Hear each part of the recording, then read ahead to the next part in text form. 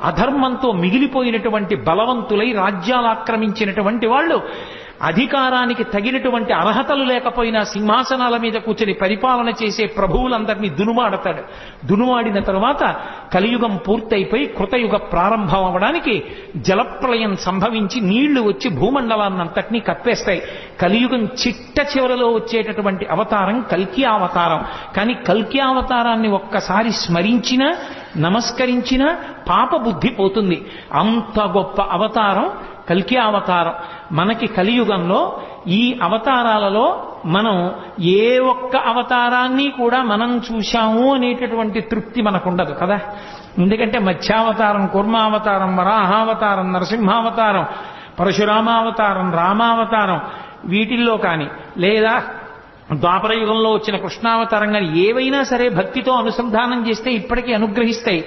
అసలు పరశురామ